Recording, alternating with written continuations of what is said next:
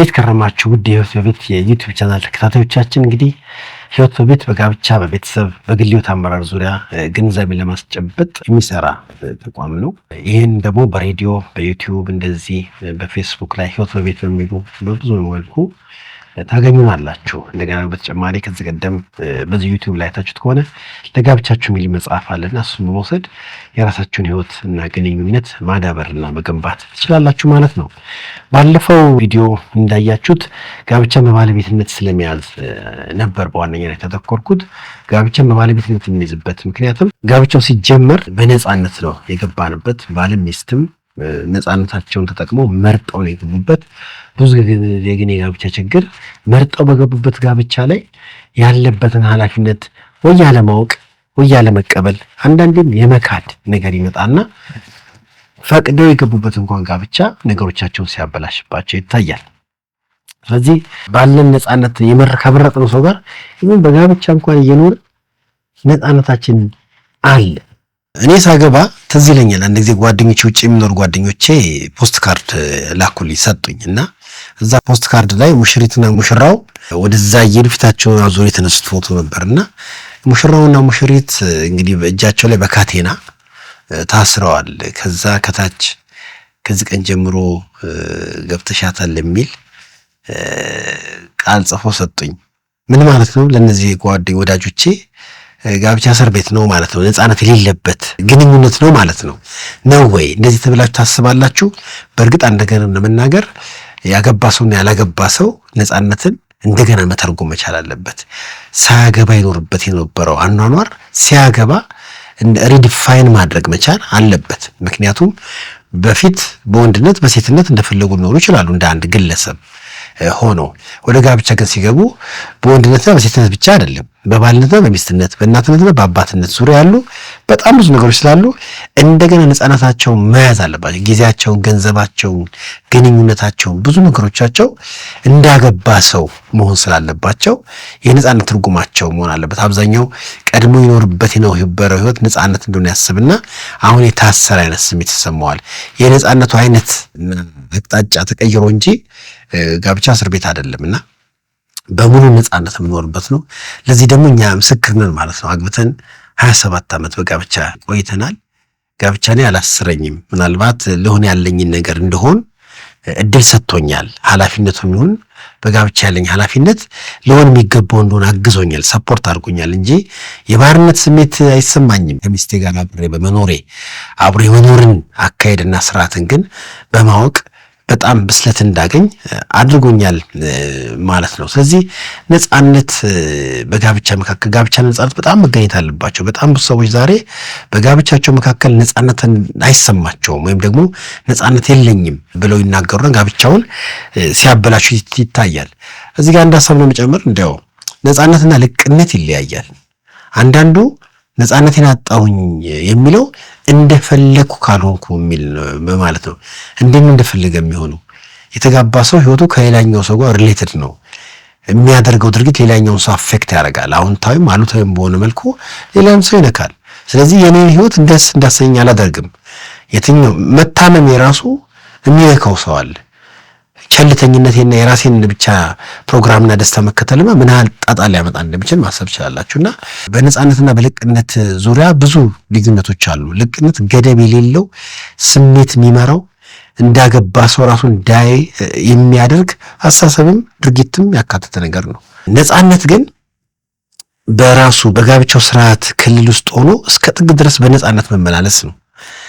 ከትክክለኝነት አጥር ሳይወጣ ከትክክለኝነት ገደብ ሳይወጣ ባልነቱን፣ አባትነቱን፣ ወንድነቱን በማያጣጥል መልኩ ሚስትና ልጆቹን ቤቱን በማይጎዳ መልኩ ሲኖር ነው ነፃነት ማለት። ያን ደግሞ አውቆና ተረድቶ ልኩን አውቆ ይኖራል ማለት ነው እንጂ ያሰቡትን የተመኙትን ነገር ማድረግ ነፃነት ሳይሆን ልቅነት ነው። ልቅነት ደግሞ አንድን ሰው ብቻ ሳይሆን አንድን ቤትም አንድን ማህበረሰብንም ሊጎዳ ይችላል። ለዚህ ነው ዛሬ በጣም በብዙ ጋብቻ መካከል ባልና ሚስቶች ነፃነቱ ስለሌላቸው ነፃነት እንዳለው ሰው በጋብቻው ስርዓት ነፃነቱን ጠብቀው እስከ ገደቡ ድረስ ስለማይኖሩ ነፃነት የለኝም በሚል ብዙዎች በመቆጣጠር ነው የሚኖሩት። ሌላኛውን ሰው በመቆጣጠር እና በመመርመር ነው የሚኖሩት። እንዴት አሰልቺ ነገር እንደሆነ ሌላውን መቆጣጠርና ሌላኛውን ሰው መመርመር የዕለት ተዕለት ስራ ነው። በጣም አድካሚ ስራ ነው። ያውም እኮ የምትቆጣጠሩትና የምትመረምሩት እኮ ሰው ስማርት ሆኖባችሁ ምንም ነገር እንዳታውቁበትም ሊያደርጉባችሁ ይችላል። ጋብቻ ገና ሲጋቡ ራስን በመስጠት ነው። በመተማመን ራስን በመስጠት እስካልተኖረ ድረስ ስጋት ይገንበታል፣ ይይዝበታል። ያኔ አንዱ ሌላኛውን ይመረምራል፣ ይቆጣጠራል። ከዛ ለሚጠራጠርና ለሚቆጣጠር ሰው ደግሞ አብዛኛው ነገር ማረጋገጫ ነው የሚመስለው። እንደዚህ ያሰብኩት ለዚህ ነው፣ ይሄ እኮ ልክ ነኝ ማለት ነው እያለ በራሱ አእምሮ ከሚፈጥራቸው ነገሮች ጋር ሲሰቃይ ነው የሚኖረው ማለት ነው። እንዴት ነው በጋብቻ አብራችሁ የምትኖሩት ሚስቶች ባህላችሁን በመቆጣጠር ሂደት ነው ውጤታማ ሆናችሁ የምትኖሩት? ሚስቶችስ ባህሎችን ሚስቶችን እርካታና ዋስትና የሚሰማችሁ በቁጥጥር በምታገኙት ውጤት ነው? ይሄ ልክ አይደለም። ለማድረገው ነገር ሚስቴን ስለማከብር ስለምወድ ማድረግ የሚገባኝ ነገር ስለማውቅ ላደርግ እችላለሁ እንጂ በስጋትና በፍርሃት ስሜት አይደለም ከሚስቴም ጋር ልኖር የሚገባኝ። ይህን እናስተውልና ይገባል። አሁን ብዙ ጊዜ ባልና ሚስቶች መሆን ስላለበት ነገር ሳይሆን በዚህ ጊዜ የሚያስቡት መሆን ያለበት ይሄ ነው በሚል እሱን ነገር ከማሰብ አንጻር ሳይሆን ሌላው ጋር ስላለው አሉታዊ ነገር ሲያስቡ ነው የሚሉት። እንደ ባል ምን ላርግ፣ እንደ ሚስት ምን ላርግ፣ ለባሌ ለሚስቴ ምን ላርግ ሳይሆን ባሌ ይሄኔ ምን እያረገ ነው፣ ሚስቴ ይሄኔ ምን እያረገ ነው። ከዛ ደግሞ የሚገርመው በዛ በኩል ደግሞ ይሄኔ እኮ እንደዚህ ስቆይ እንዲህ ይመስላታል፣ እንደዚህ ማድረጌ እንደዚህ ይመስለዋል ብለው በጣም በቃ ነፃነትን ባጣ መልኩ ነው የሚኖሩት። በእርግጥ ይሄ ማለት ባል ሚስትን ሚስት ባልን ኮንሲደር እያደረጉ ታሳቢ እያደረጉ መኖራቸው በጣም ጥሩ ነው። ነገር ግን እየሰጉ መኖራቸው ግን ልክ አይደለም። ከሚስቴ ጋር ባለኝ ግንኙነት እኔ አሁን ከዚህ ነው ስናገር እንኳን አሁን ይህን እንኳን መልእክትና ነገር ሳስተላልፍ ከሚስቴ ጋር ያለኝ ግንኙነት የምተረጉምበት ትርጉም አብሬ አይደለሁም። አሁን ከሷ ጋር እዚህ ጋር ተቀምጣ የለችም። ነገር ግን ሚስጥራዊ በሆነ መንገድ እኔ ውስጥ አለች። በዛው ልክ ደግሞ በአካል አጠገብ አይደለችም። እኔም እሷ ውስጥ ሚስጥራዊ በሆነ መንገድ ውስጥ አለሁኝ እና በምታደርጋቸው ድርጊቶች ባለችበት ቦታ እኔን ኮንሲደር እያደረገች ነው፣ እኔን ታሳቢ እያደረገች። ምክንያቱም የግሏ ህይወት አይደለም፣ እኔም የግሉ ህይወት አይደለም። እንኳን ለያደ እንደዚህ እንኳን ስናገር እሷን እያሰብኩኝ ነው መልእክቴን የማስተላልፈው እና የሌላውን አሉታዊ ነገር እየመረመሩና እያሰሱ እየፈለጉ መኖር በጋብቻ በጣም ጋብቻውን ያከብደዋል። ችግር ካለ ቶሎ ተፈቶ ነፃነትን ማግኘት በጣም አስፈላጊ ነው ብዬ አስባለሁ። ነፃነታችን በምንድን ነው? በጋብቻ መካከል ያለው ነፃነት በምን አቅጣጫ ነው? አንድ ባልና ሚስት በጋብቻቸው ነፃነት አላቸው ወይም ደግሞ ነፃነትን ይለማመዳሉ የሚባለው በምንድን ነው ከተባለ ትንሽ ሐሳቦችን ልስጣችሁ። በየትኛውም ጉዳይ ላይ ምላሽ ስንሰጥ የሆነውን የመናገር ነፃነት ካለ እንዲህ ብል እንዲህ ይባላለው ብሎን ይሄ ጠባብቶ መናገር ሳይሆን የሆነውን ነገር መናገር መመለስ መቻል ማለት በጋብቻ መካከል በጣም ነፃነት ያለው ባልና ሚስት ናቸው ማለት ነው። በምንመርጠው ምርጫ ይሄ ነገር ይደረግ፣ እዚህ ቦታ እንሂድ፣ ይሄ ነገር ይሁን ለማለት እኔን መርጫለሁ፣ እኔን ፈልጌያለሁ የሚል ነፃነትም ያስፈልጋል። አንዳንዱ አረ እንደዚህ ቢልማ ጉዴ ነው አልኖራትም እዚህ ቤት ሊል ይችላል። ስጋት ፍርሃት እስካለ ጊዜ ድረስ ጋብቻው ራሱ ጋብቻው አይሆንም። እንዴት ነው ምርጫችሁን በነፃነት መግለጽ ትችላላችሁ ወይ? የህይወትም ያለባበስም ያኗኗርም አንዳንዱ ያማረውን አይለብስም። ከካልሲ እስከ እንትን ለይታለት ነው ይሄን ትለብሳለህ ነው የሚባለው። አልለብስም ካለ ችግር ይመጣል ማለት ነው። እሱም እንደዛው በሚስቱ ላይ እና ለምርጫዎቻችን ለመተኛት ይሁን ለመጫወት ይሁን ጓደኛ ጋር ለመሄድ ይሁን ስራ ለመስራት ይሁን መንፈሳዊ ተግባራትን ለማከናወን ይሁን ቤት ውስጥ የሚሰራ የሚደረግን ነገር ለመወሰን ነፃነት አለን ወይ? ለመረጥነው ነገር እያንዳንዱ ነገር ስናስብ ሌላኛውን በስጋት የምናይ ከሆነ ነፃነትም የለንም ማለት ነውና እነዚህ ነገሮች ናቸው። አንዳንዱ ሐሳቡን የመግለጽ ነፃነት የለውም። ጋብቻ በነፃነት የሚኖር ተቋም ነው። እኔ እንዲያው እዚህ ላይ ስለምሰራ ብቻ ወይም ለማለት ብቻም ደግሞ አይደለም።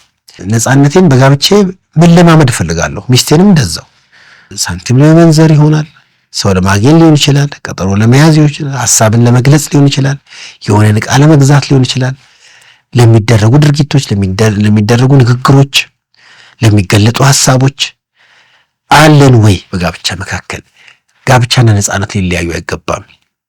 በጋብቻ መካከል ነፃነት ከሌለ የባልና የሚስቱ ህይወትና ግንኙነት በብዙ መልኩ ምንም ነገር ሳይፈጠር ብዙ ችግር የተፈጠረበት ጋብቻ ሊሆን ይችላል። ገና ምንም የሚመጣ ነገር የሚሆን ነገር ባይሆንም ይሆናል በሚል በግምትና በጥርጣሬ ግንኙነታችሁን ሊያበላሹት ይችላሉ ማለት ነው። ስለዚህ በጋብቻችሁ ነፃነት እንዳለው ሰው ትኖራላችሁ ወይ? ይሄ ለእናንተም ሰጠው ጥያቄ ነው። ሌላው እንደው ከነፃነት ጋር አገናኝተን ማንሳት የምንችለው ሁለት ነፃነት ያላቸው ባልና ሚስቶች አብረው የሚኖሩ ባልና ሚስቶች በኃላፊነት መንፈሳቸው በጣም ጥሩ የሚሆኑት ነፃነት የሰጠው ሰው የኃላፊነት መንፈስ የመያዝ አጋጣሚው ከፍ ያለ ነው። ነፃነት ግን ከሌለው በስጋትና ሁልጊዜ በፍርሃት ከሆነ ግን ኃላፊነቱን እንኳን በነፃነት ለመወጣት እድልም ላያገኝ ይችላል። ስለዚህ ነፃነት መሰጣታችን በኃላፊነት መንፈስ ሁለታችን እንድንኖር እድል በጣም ይሰጠናል። አለዛ ነፃነት እስከሌለን ጊዜ ድረስ ስራችን ሌላኛውን በመቆጣጠር ነው። ሌላውን መቆጣጠር በሚል ርዕስ ሌላ ጊዜ አንዳንድ ሀሳቦችን ሰጣቸዋለሁ። እንዴት ባልና ሚስት ሌላኛውን ኮንትሮል በቃ ትንፋሽ አሳጥተው እንደሚይዙ አፍነው እንዴት ጋብቻ እንደዛ አይኖርም። ህይወቴን ከሰጠሁት ሰው ጋራ እንደታፈነ ሆኖ መኖር ህይወቱንም ያበላሸዋል ማለት ነው። ያን ጊዜ አንደኛው ሌላኛውን ሰው ይቆጣጠራል። የሚገርማችሁ ሌላኛውን ሰው እየተቆጣጠሩ በጋብቻ መኖር በጋብቻው መካከል ስጋትን ይወልዳል። ግንኙነቱ የስጋት ይሆናል፣ የዋስትና አይሆንም። ባል ለሚስቱ የዋስትና ምንጭ ነው መሆን ያለበት፣ የስጋት ምንጭ መሆን የለበትም። ሚስትም ለባሏ የዋስትና ምክንያት ሚስት ያለችልኝ እንጂ የስጋት ምንጭ ከሆነችበት ጋብቻ ውስጥ እንዴት ሊኖር ይችላል? እነዚህ ሁለት ነገሮች ብትመለከቷቸው በብዙዎቻችን ቤት እንደ ንጽጽር ብናስተያያቸው ነፃነት እንዳለንና እንደሌለን ያሳያል። ከሌለን ሌላኛውን እየተቆጣጠርን ሌላኛውን እየመረመረን ስለሌላኛው አሉታዊ ነገር እያስቀመጠን ነው እንድንሄድ የሚያደርገውና ያኔ አንደኛው የሌላኛው ባሪያ እስኪመስል ድረስ መተንፈሻ ያሳጣል። ጋብቻ አንድ ወንድን የሴት ባሪያ፣ አንድ ሴትን የወንድ ባሪያ አያደርግም። እንደዛ አይነትም አይደለም። በነፃነት ሁለቱም ተዋደው መኖር አለባቸው። በነፃነት ሁለቱም ራሳቸውን ለመግለጽ አንዳንዴ ስንፍናና ክፍተት የሚኖርብኝ ራስን ኤክስፕረስ ማድረግ በምወደው ሰው ፊት ስለሆነ ያን ነፃነት ማግኘት መቻል አለብኝ። ያኔ መታረምም ቢሆን መቀበልም ቢሆን መስተካከልም ቢሆን ያንን ያየችው ሚስቴ ስታስተካክለው ግንኙነቱ ወይም ደግሞ ጋብቻው ጤናማ ይሆናል ማለት ነው። ሁለቱም ባልና ሚስትም ማለት ነው ነፃነት ካላቸው፣ ባልም ሚስትም በጋብቻው መካከል ነፃነት ካላቸው የቱ ጋር ቁጥጥር እንደሚጀምር አይጠፋቸውም። ሚስቴን መቆጣጠር የሚጀምርበት ጊዜ ሊመጣ ይችላል። ወይ ባሌን ካሁን በኋላ መቆጣጠር አለብኝ የሚል ስሜት ሚስቴ ጋር ሊከሰት ይችላል። የቱ ጋር የነፃነቱ ልክ እንደሚያልቅና ቁጥጥር የሚጀምርበትን ቦታ መስመሯን አያጧት። የት ጋር መጀመር እንዳለበት መቆጣጠር እንዳለበት ሁሌ አይደለም። ምንም ነገር ሳይከሰት ቁጥጥር ሊጀምር አይባልም። ከቁጥጥር ካስፈለገበት ከወዲሁ መለስ በነፃነት የሚኖርበት ህይወት ያስፈልጋል። በነፃነት ከመኖር የተነሳ ዋስትና ሲታጣ ወደዛ ሊካሄድ ይችላል። በሌላ አባባል ቅድም እንዳልኳችሁ ጋብቻ ማለት ባርነት አይደለም። አንድ ሰው የራሱን ፈቃድና ሐሳብ ፍላጎቱን ሸፍኖና ደብቆ ራሱን ሳይሆን የሚኖርበት ሳይሆን ይልቁን ይበልጥ ራሱን እየገለጠ መኖር መቻል አለበት። ነፃነት አለመኖሩ ቅድም እንዳልኩት በፍርሃት በስጋት ስለሚኖር ሊሳሳትም ይችላል። አንዳንድ ነገሮችን ላይናገር ይችላል። አለመናገሩ በኋላ ሲሰማ ለምን አልተነገረኝም ሊባል ይችላል። ብዙ ግጭቶችን ያስተናግዳሉ። ስለዚህ በፍቅር የሚመሰረት እና በሙሉ ነፃነት የሚኖር ጋብቻ ሁላችን ሊኖር ይገባል። በፍቅር በፈቃዳችን መስርተነዋል። እንደገና ደግሞ በደስታም በነፃነት ሊኖርበት ይገባል። እንግዲህ ፍቅር ከሆነ ባልና ሚስቶች መካከል ፍቅር ካለ ፍቅር ለሁለቱም ነፃነት ይሰጣል። የሚዋደዱ ሰዎች ራሳቸውን መግለጥ ራሳቸውን መሆን የሚችሉበት ነፃነት አላቸው። አንድ ሰው ራሱን ሙሉ ለሙሉ ሳይሸፍን የሚኖረው ማጋ ነው ከተባለ በሚወደው ሰው ፊት ነው። ቁጥጥር ግን ከመጣ ከፍቅር ወጥተው ፍቅር ራሳቸው እንዲሁ ነፃነት ይሰጣቸዋል። ከፍቅር ግን ሲወጣ ቁጥጥር ሲመጣ ቁጥጥር የሚወለደው ከፍቅር መቅጠን ነው የሚመጣው። ፍቅር ሲቀጥን ሲሳሳ ፍቅር ቦታውን ሲያጣ ያን ጊዜ ቁጥጥር ይጀምራል። ፍቅር አስቀድሞ ዋስትና ስለሚሰጥ አንደኛው በሌላው ላይ ባለው መተማመን ነፃ ሆኖ ያለምንም ሸክም አብሮ የመኖር እድል አለው። የፍቅራቸው ሁኔታ የአብሮነታቸው ሁኔታ ግን ሲሳሳ ያን ጊዜ ሌላኛውን መቆጣጠር ይጀምራል ማለት ነው። እንግዲህ እነዚህን ሐሳቦች ወደ እናንተ ሳቀርብ በጋብቻችን መካከል ራሳችንን የመሆን ወንዱም እንደሆን ሴቷም እንደ ሴት ባልም ሚስትም እንደራሳቸው ሚስት እናትነትም አባትነትም በባህሪያቸው በሐሳባቸው በፍላጎታቸው በምርጫቸው ቤት ውስጥ ይሄን ነገር የማይለማመዱ ከሆነ እንዴት ህይወትን በጋራና በትክክለኛ መንገድ ሊኖሩ ይችላሉ? በጣም ከባድ ነው። ስለዚህ ነጻነትና ጋብቻን በተመለከተ የማነሳው ሐሳብ ይሄ ነው።